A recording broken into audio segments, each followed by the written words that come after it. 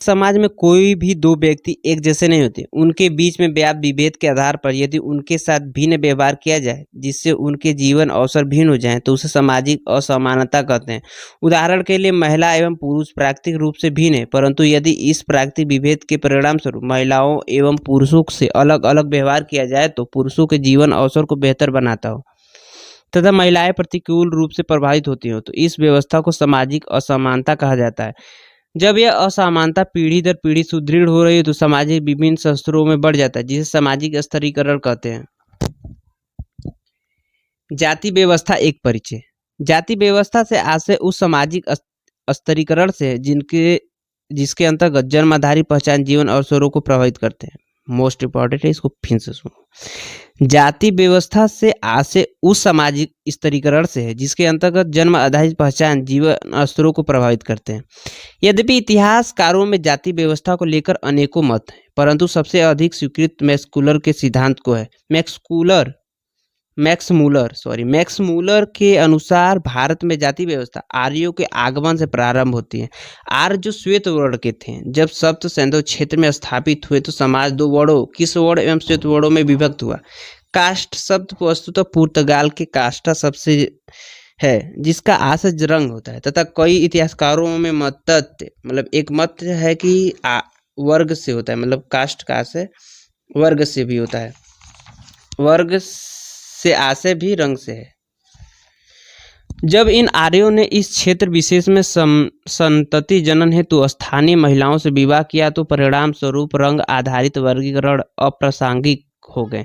यही कारण है कि कालांतर में इसे जन्म आधारित करते हुए चतुष्वर्णीय व्यवस्था में वर्गीकृत यानी परिवर्तित किया गया। दीपांकर गुप्ता के अनुसार यह कहा जा सकता है कि प्रारंभ में यह जाति व्यवस्था कर्म आधारित थी जो कालांतर में जन्म आधारित बनी। इस जन्म आधारित जाति व्यवस्था को ऋग्वेद के 10वें मंडल में स्पष्ट किया गया है, जिससे इस मत को मान्यता मिली। साथ ही मनुस्मृति भी इसका समर्थन करती है। मनुस्मृति एक विधान किताब थी। श्रीनिवास का जाति व्यवस्था पर मत। श्रीनिवास के अनुसार यद्यपि जाति व्यवस्था में धार्मिक व्याख्याएं दी गई थी, परंतु धरातलीय स्तर पर यह जाति व्यवस्था निम्न दो घटकों से प्रभावित होती है। धार्मिक घटक मतलब रिचुअल डायमेंशन, सामाजिक घटक सोशल एस्पेक्ट। धार्मिक घटक के अंतर्गत पवित्र अपवित्र के सिद्धांत के आधार पर ब्राह्मण क्षत्रिय वैश्य एवं शूद्र के रूप में सामाजिक वरीयता बनाई गई। और वहीं सामाजिक घटकों में जमीन शक्ति तथा सम्मान के आधार पर किसी दिए गए स्थान पर स्थानीय वरीयता निर्धारित होती है। श्रीनिवास का यह मत है कि किसी स्थान विशेष पर जाति की वरीयता क्रम इन दोनों घटकों के मिले जुले स्वरूप से निर्धारित होता है, अतः जातियों को स्थानीय वर्ण भी कहा जाता है। प्रभावी जातियां। श्रीनिवास के अनुसार धार्मिक घटकों सामाजिक घटकों का मिला जुला स्वरूप किसी स्थान विशेष में जातियों की वरीयता की क्रम को निर्धारित करता है। यदि किसी स्थान विशेष पर इन दोनों घटकों के मिले जुले प्रभाव के कारण कुछ जातियां स्थानीय स्तर पर प्रभावी हो जाती हैं, श्रीनिवास ने इसे प्रभावशाली जातियां कहा है। जाति एक वर्ग के रूप में। आंद्रे बेते के अनुसार जाति स्वयं में एक वर्ग भी है जो किसी व्यक्ति के आर्थिक संबंधों में जीवन अवसर को निर्धारित करती है। ऐसा इसलिए क्योंकि जाति व्यवस्था में कोई भी व्यक्ति क्या कार्य कर सकता है यह उसकी जाति द्वारा निर्धारित होता रहा था।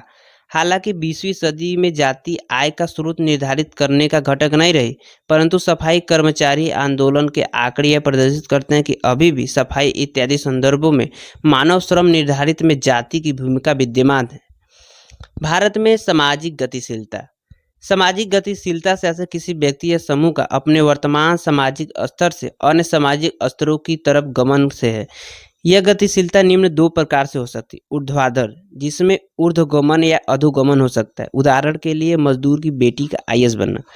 और दूसरा है कि क्षैतिज गतिशीलता, एक स्थान से दूसरे स्थान पर सामाजिक गतिशीलता हुई हो, उदाहरण के लिए गांव के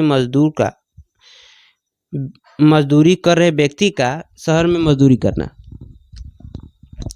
जाति व्यवस्था यद्यपि गतिशीलता को समर्थित नहीं करती थी, परंतु उपरोक्त लिखित सामाजिक कारकों के कारण जाति व्यवस्था में भी गतिशीलता दिखाई पड़ती है। जब भी जमीन शक्ति या शिक्षा इत्यादि संदर्भ में कोई जाति बेहतर हुई तो उसने सामाजिक गतिशीलता के प्रयास किए हैं। संस्कृतिकरण, पाश्चात्यकरण एवं आधुनिकीकरण।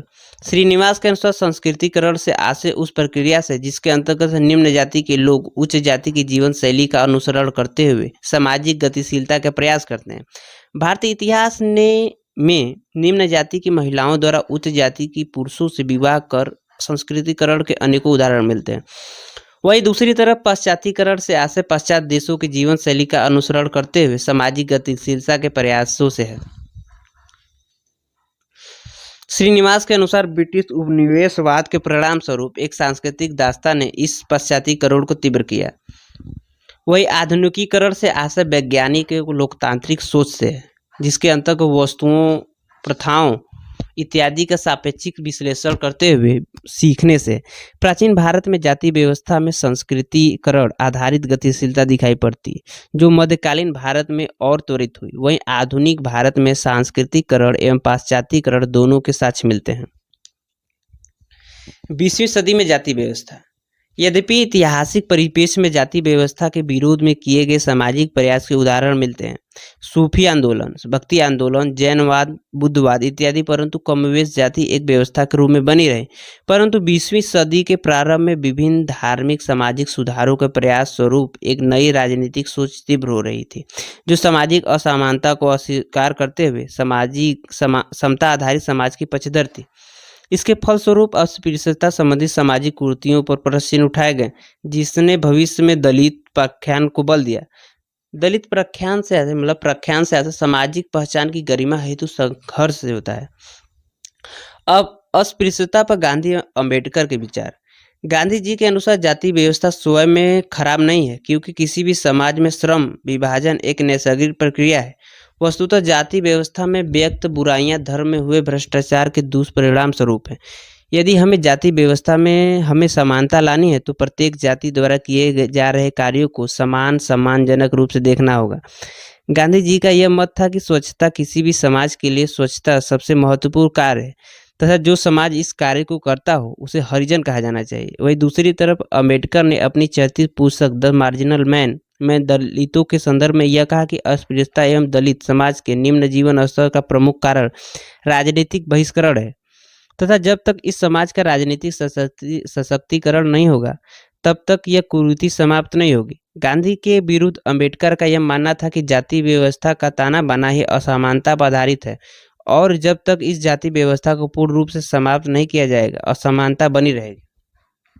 यही कारण है कि अंबेडकर दलित प्रख्यान पर जोर देते रहे, अर्थात दलित शब्द एक दलित पहचान समान सूचक हो सके। राजनीतिक सशक्तिकरण हेतु अंबेडकर ने पृथक इलेक्टोरल लेट की मांग की, जिसका गांधी जी ने विरोध किया और अंततः 1932 में हुए पूना पैक्ट के अंतर्गत यह निर्णय लिया गया कि जातियों हेतु आरक्षण की व्यवस्था की जाएगी जिनसे उनका राजनीतिक सशक्तिकरण हो सके। इसी क्रम में 1934 में एक जाति जनगणना कराई गई, जिसके अनुसूचित जातियों और अनुसूचित जनजातियों हेतु अलग से अनुसूचित बनाई गई। अर्थात अनुसूचित जातियों से आशय ऐसी जाति से है जिसे शासन द्वारा अनुसूचित किया जाए। मतलब ये बात इंपॉर्टेंट है कि अनुसूचित जाति से आशय ऐसी जाति से है जिसे शासन द्वारा अनुसूचित किया जाए। इसी जाति गणना में ही अन्य पिछड़ा वर्गों के आंकड़े भी दिए गए। दलित प्रख्यान का बदलता स्वरूप, मतलब दलित मूवमेंट। अंबेडकर के समय में दलित समाज में बढ़ती राजनीतिक जागरूकता ने अनेकों दलित आंदोलनों को जन्म दिया, जिनका कालखंड निम्न प्रकार से देखा जा सकता है कि 19वीं सदी के मध्य में ज्योतिबा राव फूले जैसे समाज सुधारकों द्वारा जाति व्यवस्था को चुनौती। दूसरा है कि 20वीं सदी में प्रारंभ में धार्मिक अधिकारों हेतु चलाए गए विभिन्न आंदोलन। तीसरा है कि एनिहिलिएशन ऑफ कास्ट पुस्तक द्वारा जाति का संपूर्ण समापन का दृष्टिकोण अंबेडकर द्वारा प्रस्तुत किया गया। चौथा की स्वतंत्रता पश्चात 1950 के दशक में दलित पैंथर जैसे आंदोलनों ने हिंसात्मक मार्ग से दलित प्रख्यान को बल दिया। 1978 में बामसेक के गठन के साथ दलितों ने सामाजिक आधार को बढ़ाते हुए कुछ अन्य पिछड़ा वर्गों भी इसमें जोड़े गए। 1988 में दलित शब्दों को और विस्तारित करते हुए बहुजन कहा गया, जिसमें अनुसूचित जनजातियों को भी इसमें सम्मिलित किया गया। वर्ष 2002 में बहुचर्चित भोपाल दलित अधिवेशन में महिलाओं को भी बहुजन समाज का हिस्सा कहा गया। जाति एवं राजनीति। बहुत ही जरूरी है। श्री रजनी कोठारी के अनुसार भारत में जाति एवं राजनीति परस्पर प्रतिपूरक रहे, यद्यपि 1950-60 के दशक में इसका प्रभाव सापेक्षिक रूप से कम दिखता है, परंतु 1980 के दशक में मंडल कमीशन के सिफारिशों के परिणाम स्वरूप स्थानीय राजनीति में जाति का प्रभाव तेजी से बढ़ा। 1990 में दशक में भारतीय राजनीति का मंडलीकरण ने जाति को राजनीति में और प्रभावित किया। नए नए राजनीतिक समीकरणों में राजनीति नए नए सहचरों में दिखाई पड़ी जो सत्ता हेतु वोट बैंक का कार्य कर सके। 21वीं सदी में तेजी से हुए डिजिटलीकरण ने जाति आधारित पहचान को सोशल मीडिया द्वारा त्वरित किया, परंतु राजनीतिक निर्णयों ने इसकी प्रासंगिकता कम होती दिख रही है। 21वीं सदी में जाति व्यवस्था। वर्तमान कालखंड में जाति को सामाजिक प्रासंगिकता, विवाह के रूप में, राजनीतिक प्रासंगिकता, वोट बैंक के रूप में तथा आर्थिक प्रासंगिकता, आरक्षण इत्यादि संदर्भों में दिखाई पड़ रहे हैं, परंतु इन तीनों ही संदर्भों में इसका प्रभाव कम हो रहा है। इस 21वीं सदी में जाति एक चौराहे पर है जहां से आने वाली पीढ़ियों को निर्धारित करना होगा कि क्या वो गांधीवादी दृष्टिकोण द्वारा जाति की कुरीतियों को खत्म करना चाहते हैं या अम्बेडकर द्वारा दृष्टिकोण द्वारा जाति का निर्मूल समापन चाहते हैं। भारत में अनुसूचित जनजातियां। जनजातियों से तात्पर्य एक सांस्कृतिक विलक्षणता एवं परंपरागत आर्थिक आय वाले स्रोत से है, जो मुख्य धारा से अलग अपनी पहचान रखते हैं। इन जातियों को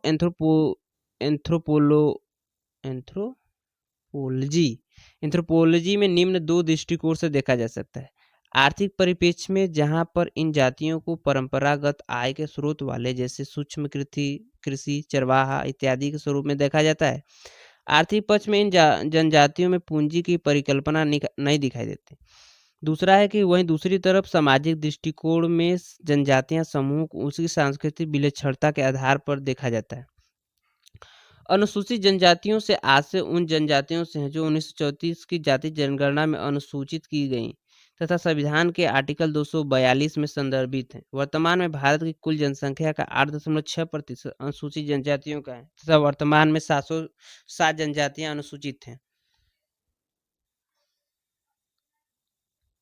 इन जनजातीय समूहों की अधिकतम जनसंख्या मध्य प्रदेश में तथा दिल्ली, पंजाब, हरियाणा, चंडीगढ़ में कोई स्थानीय जनजाति नहीं पाई जाती।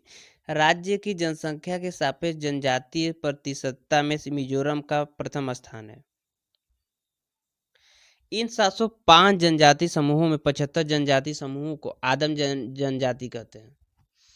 निर्जाति से आशय एक ऐसे समूह से जो शारीरिक बनावटों के आधार पर स्वयं, वही जाति से आशय किसी स्थान विशेष संबंधित सांस्कृतिक विलक्षणता के आधार पर स्वयं द्वारा या अन्य द्वारा पृथकीकृत हो रहे समुदाय से है। आदिवासी से किसी एक स्थान विशेष पर आदिकाल से रह रही जनजातियों से है। ऐतिहासिक परिप्रेक्ष्य में जनजाति समुदाय। ऐसे अनेकों साक्ष्य मिलते हैं जो यह स्थापित करते हैं कि प्राचीन एवं मध्यकालीन भारत में मुख्य धारा का सामाजिक जीवन तथा जनजातीय जीवन यद्यपि एक दूसरे से परिचित था, परंतु सामाजिक लेन देन बहुत अधिक नहीं था तथा साथ ही दोनों पक्ष एक दूसरे की क्षेत्रीय संप्रभुता का सम्मान करते थे। परंतु ब्रिटिश उपनिवेशवाद के कारण जनजातीय जीवन का विघटन शुरू हुआ। ईस्ट इंडिया कंपनी ने व्यापारियों ने स्रोतों की तलाश में इन जनजातीय जीवन को प्रतिकूल रूप से प्रभावित किया, क्योंकि फैक्ट्री में इस्तेमाल होने वाला कोयला, लोहा तथा अन्य खनिज वस्तुएं जिन क्षेत्रों में पाई जा रही थी वे क्षेत्र प्रमुखता जनजातियों वाले क्षेत्र थे। 18वीं तथा 19वीं शताब्दी में अब जनजातीय आक्रोश के अनेकों साक्ष्य मिल चुके हैं जो यह स्पष्ट करते हैं कि भूमि अलगाव तथा विस्थापन से जन्मा आक्रोश स्वभाव से हिंसक था। 1870 के दशक में इन दिशा में अनेकों शोध किए गए जिसमें रिजले के सिद्धांत का बड़ा महत्व रहा। रिजले के अनुसार जनजातीय आक्रोश का प्रमुख कारण भूमि अलगाव तथा विस्थापन है। यही कारण है कि रिजले ने अनुसूचित क्षेत्र की परिकल्पना दी, अर्थात उन क्षेत्रों को चिन्हित किया जाए जहां ये जनजातीय समुदाय या समूह निवास करते हैं तथा वहां बाह्य लोगों का स्वामित्व इत्यादि संदर्भों में हस्तक्षेप समाप्त किया जाए। एल्विन बनाम गांधी। रिजले की परिकल्पना को वेरियल एल्विन ने और घनीभूत किया। एल्विन जो अंग्रेजी मूल के थे ने अनेकों जनजातियों का विस्तृत शोध और विवरण तैयार किया। एल्विन का यह मत था कि इन जनजाति समूहों के सामाजिक जीवन के विघटन का प्रमुख कारण भूमि अलगाव तथा सांस्कृतिक स्तर पर तरलता एवं उसके सामाजिक जीवन में अनावश्यक हस्तक्षेप है। यही कारण है कि एल्विन ने जनजाति समूहों के लिए संरक्षण आधारित ट्राइबल पार्क की परिकल्पना प्रस्तुत की, अर्थात जिन क्षेत्रों में यह अनुसूचित जनजातियां पाई जाती हैं उन्हें संरक्षित करते हुए ट्राइबल पार्क बनाया जाए तथा बाहरी लोगों का उनसे न्यूनतम संपर्क हो। गांधी जी एवं ठक्कर भापा ने एल्विन की इस नीति का विरोध किया। ठक्कर भापा के अनुसार यह जनजाति समूह हेतु अपमानजनक है। गांधी जी ने इन जनजाति समूहों को गिरिजन कहते हुए उन्हें मुख्य धारा से समायोजित करने की बात कही। स्वतंत्रता पश्चात जनजाति हितों हेतु किए गए प्रयास। पहला कि 1952 में नेहरू एल्विन पंचशील सिद्धांत द्वारा 5वीं 6वीं अनुसूची में क्षेत्रीय संप्रभुता देते हुए समावेश के प्रयास। 1975 में 5वीं पंचवर्षीय योजना में ट्राइबल उप प्लान 50% ट्राइबल जनसंख्या पर आधारित लोक लेखा समिति की अनुशंसा पर 2018 में से संशोधित कर अनुसूचित जनजाति कंपोनेंट STC में परिवर्तित किया गया। तीसरा कि 1987 में ट्राइफेड जनजाति हेतु आर्थिक विकास का प्रमुख संस्थान ब्रिक एवं मोटार्स मॉडल पर आधारित ट्राइबल इंडिया इसका व्यापारिक ब्रांड। 1989 में अनुसूचित जाति एवं अनुसूचित जनजातियों की हिंसा को रोकथाम अधिनियम। 1992 ट्राइबल हाट की परिकल्पना। 1992 में राजीव गांधी छात्रवृत्ति। 1996 में अनुसूचित क्षेत्रों में पंचायती व्यवस्था पेशा कानून। 1999 जनजाति मामलों का मंत्रालय। 2006 में वन संपदा अधिकार कानून। 2013 में ऑपरेशन रोशनी नक्सल प्रभावित क्षेत्र में। 2015 वन बंधु कल्याण योजना। 2018 में एकलव्य आवासीय योजना।